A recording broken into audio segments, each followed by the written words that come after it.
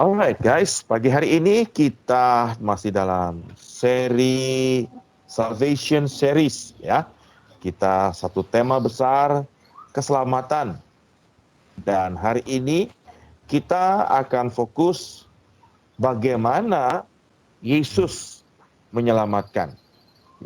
Nah, kita sudah memahami bahwa semua manusia itu berdosa.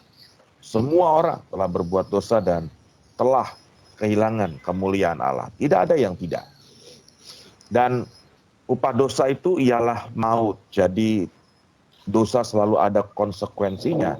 Dan dosa yang tidak dibereskan, dosa yang tidak selesai dengan Tuhan, maka upah dosa ialah maut. Namun di dalam Tuhan Yesus Kristus ada hidup yang kekal itu. Dan bagaimana supaya manusia memperoleh hidup yang kekal itu atau keselamatan itu?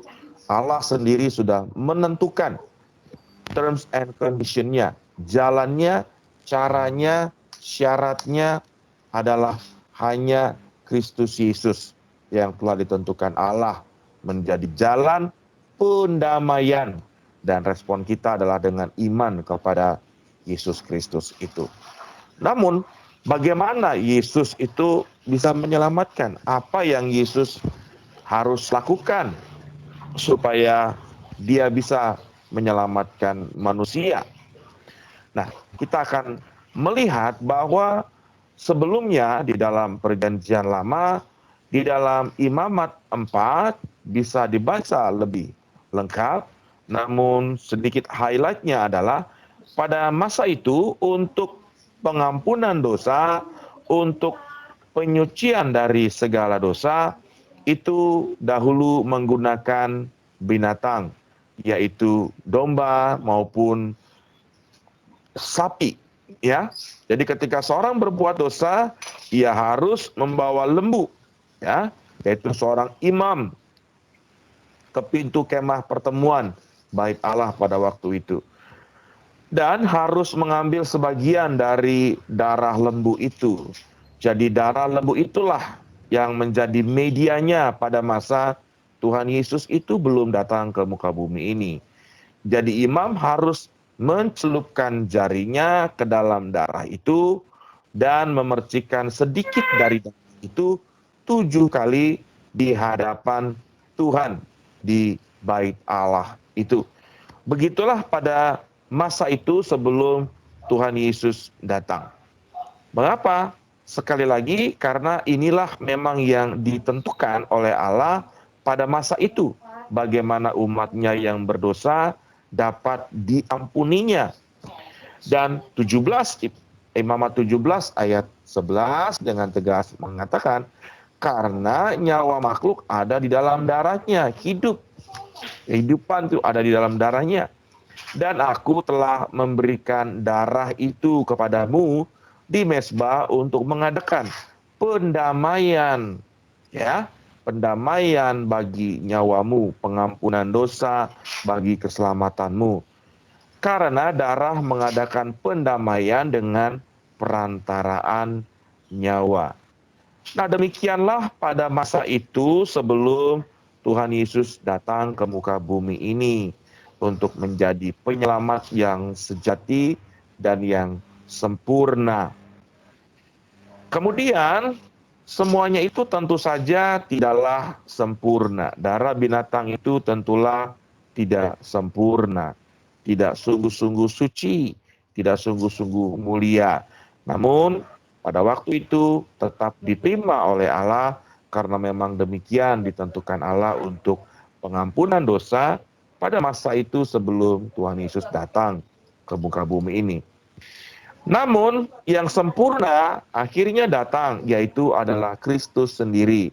Dia menjadi pengantara dari perjanjian yang baru, menggantikan perjanjian yang lama, pengantara dengan darah kambing domba maupun sapi tadi.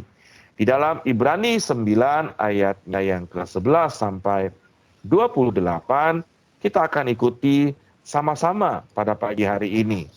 Ayat 11 berkata, tetapi Kristus telah datang sebagai imam besar. Pada perjanjian lama, seorang imamlah yang membawa kambing domba maupun sapi tadi dan memercikkan darahnya. Dan Tuhan Yesus mengambil peran itu menjadi imam besar agung yang mulia untuk hal-hal yang akan datang itu. Ia telah melintasi kemah yang lebih besar. Jadi Tuhan Yesus tidak hanya seperti imam yang masuk ke dalam kemah bait Allah buatan manusia, tapi Tuhan Yesus masuk ke kemah tanda petik, yaitu dalam hadirat Allah sendiri. Dia ke dalam surga, duduk di sebelah kanan Allah Bapa. Dan yang lebih sempurna yang bukan dibuat oleh tangan manusia. Artinya yang tidak termasuk ciptaan ini.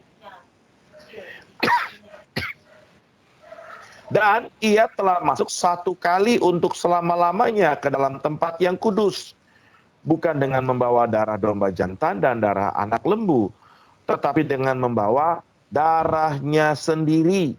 Dan dengan itu ia telah mendapat kelepasan yang kekal. Imam tadi, setiap kali umat berbuat dosa harus mengadakan korban, persembahan, penghapusan dosa, baik itu kambing domba jantan maupun sapi tadi, lembu tadi.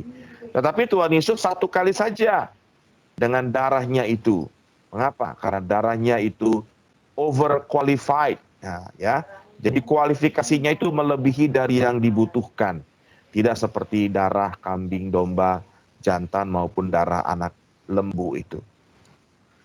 Sebab jika darah domba jantan dan darah lembu jantan dan percikan abu lembu muda menguduskan mereka yang najis, kok bisa? Ya sekali lagi demikianlah ditentukan Allah untuk pengurusan manusia pada zaman perjanjian lama.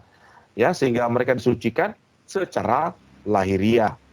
Ayat 14, betapa lebihnya darah Kristus yang oleh roh yang kekal telah mempersembahkan dirinya sendiri kepada Allah sebagai persembahan yang tak bercacat, akan menyucikan hati nurani kita. Tidak hanya menyucikan hal-hal yang lahiriah, tapi juga hati nurani kita dari perbuatan-perbuatan yang sia-sia. Supaya kita dapat beribadah kepada Allah yang hidup. Karena itu, ia adalah pengantara dari suatu perjanjian yang baru, supaya mereka yang telah terpanggil dapat menerima bagian kekal yang dijanjikan. Sebab ia telah mati untuk menebus pelanggaran-pelanggaran yang telah dilakukan selama perjanjian yang pertama. Sebab di mana ada wasiat, di situ harus diberitahukan tentang kematian pembuat wasiat itu. Tuhan Yesus tentu untuk mencurahkan darahnya, dia harus mati. Sebab itu dia harus mati di kayu salib agar darahnya tercurah sebagai penebusan, penghapusan, dan penyucian kita dari segala dosa. Karena suatu wasiat barulah sah kalau pembuat wasiat itu telah mati. Sebab ia tidak berlaku selama pembuat wasiat itu masih hidup. Itulah sebabnya maka perjanjian yang pertama tidak disahkan tanpa darah. Sebab sesudah Musa memberitahukan semua perintah hukum Taurat kepada seluruh umat, ia mengambil darah anak domba lembu dan darah domba jantan serta air, lalu memerciki kitab itu sendiri dan seluruh umat untuk penyucian, untuk pengudusan, semua dilakukan dengan darah. Sambil berkata, inilah darah perjanjian yang ditetapkan Allah bagi kamu. Jadi mungkin karena bicara darah terdengar sangat kurang nyaman di telinga kita. Ya, begitu mengerikan tampaknya. Darah harus tercurah dan sebagainya. Tetapi memang itulah yang ditetapkan Allah bagi manusia. Bahwa haruslah dengan darah untuk penyucian, pengudusan, dan pengampunan dosa. Dan juga kemah dan semua alat untuk ibadah dipercikinya secara demikian dengan darah. Dan hampir segala sesuatu disucikan menurut hukum Taurat dengan darah. Dan tanpa penumpahan darah tidak ada pengampunan. Allah sudah menetapkan untuk pengampunan dosa manusia haruslah dengan penumpahan darah.